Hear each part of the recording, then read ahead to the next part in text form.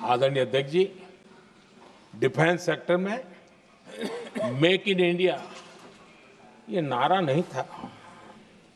हमने इसके लिए बजट पॉलिसी में जो परिवर्तन करना था, जो नए इनिशिएटिव ले रहे थे, वो नए इनिशिएटिव लिए। और सबसे बड़ी बात, क्लियर कट विजन के साथ हमने देश में make in India defence sector के अंदर तेज गति से हम आगे बढ़ रहे हैं। आदरणीय अध्यक्ष जी,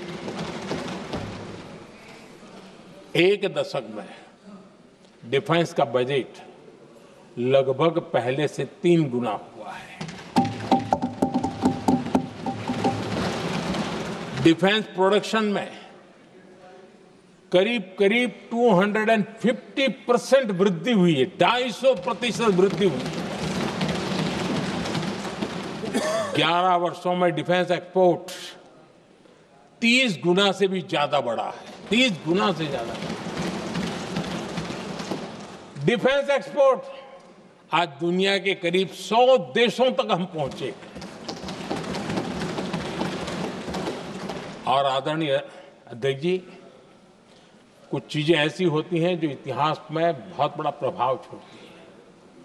ऑपरेशन सिंदूर ने डिफेंस का जो मार्केट है उसमें भारत का झंडा गाड़ दिया है।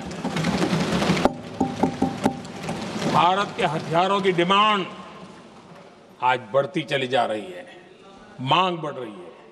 ये भारत में उद्योगों को भी बल देगी, एमएसएमई को बल देगी, हमारे नौजवानों को रोजगार देगी और हमारे नौजवान अपनी बनाई चीजों से दुनिया में अपनी ताकत का प्रदर्शन कर पाएंगे। ये आज दिख रहा है, मैं देख रहा हूं। डिफेंस के क्षेत्र में जो आत्मनिर्भर भारत की दिशा में हम जो कदम उठा रहे हैं, मैं हैरान हूं। कुछ लोगों को आज भी तकलीफ हो रही है, जैसे उनका खजाना लूट गया। ये कौन सी मानसिकता है? देश को ऐसे लोगों को पहचानना होगा। आदरणीय अध्यक्ष जी, मैं स्पष्ट करना चाहता हूं, डिफेंस में भारत का आत्मनिर्भर होना ये आज की शस्त्रों की स्पर्धा में के काल में विश्व शांति के लिए भी जरूरी है।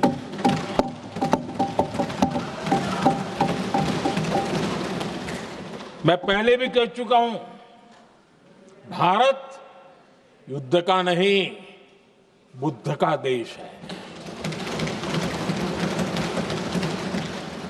हम समृद्धि, शांति चाहते हैं, लेकिन हम ये कभी न भूले कि समृद्धि का और शांति का रास्ता शक्ति से ही गुजरता है।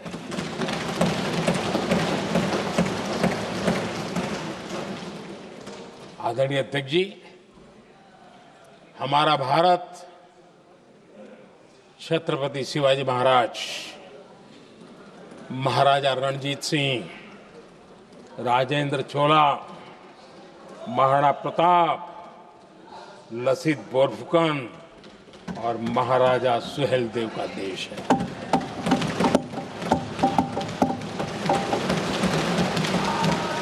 आदरणीय अध्यक्ष जी, हम विकास और शांति के लिए सामरिक सामर्थ्य पर भी फोकस करते हैं।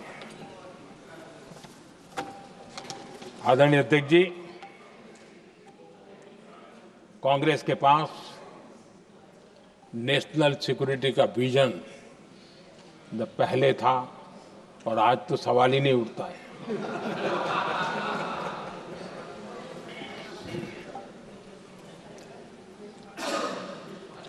कांग्रेस ने हमेशा नेशनल सिक्योरिटी पर समझौता किया।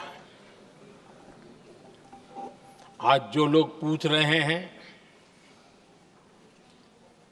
पीओके को वापस क्यों नहीं लिया, वैसे ये सवाल मुझे ही पूछ सकते हैं और किसको पूछ सकते हैं।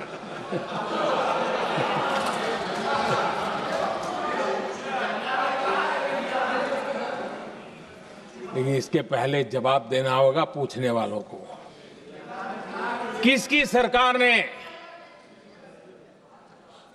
पीओके पर पाकिस्तान को कब्जा करने का अवसर दिया था? जवाब साफ है, जवाब साफ है। जब भी मैं नेहरू जी की चर्चा करता हूं तो कांग्रेस और उसका पूरा इकोसिस्टम बिलबिला जाता है, पता नहीं क्या है। आदरणीय अध्यक्ष जी, हम एक शेर सुना करते थे, मुझे ज्यादा इसका ज्ञान तो नहीं है लेकिन सुनते थे। लम्हों ने खता की और सदियों ने सजा पाई। आजादी के बाद से ही जो फैसले लिए गए उनकी सजा आज तक देश भुगत रहा है।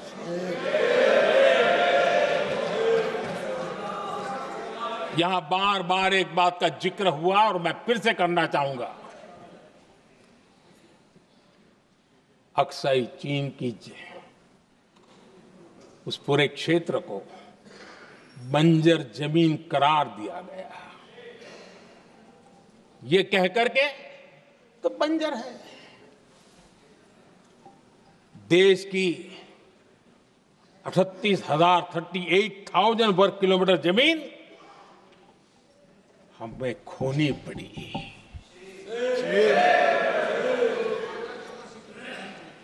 आदरणीय अध्यक्ष जी, मैं जानता हूं मेरी कुछ बातें चुभने वाली है।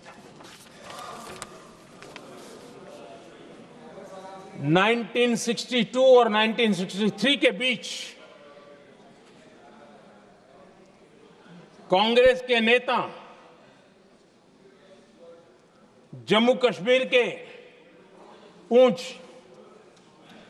उरी, नीलम वैली और किशनगंगा को छोड़ देने का प्रस्ताव रख रहे थे।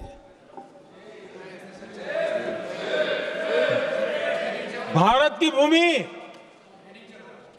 आदरणीय अध्यक्ष जी, और वो भी लाइन ऑफ पीस के नाम पर किया जा रहा था। 1966 रण ऑफ कच्छ पर इन्हीं लोगों ने मध्यस्थता स्वीकार की। ये था उनका राष्ट्रीय सुरक्षा का विजन।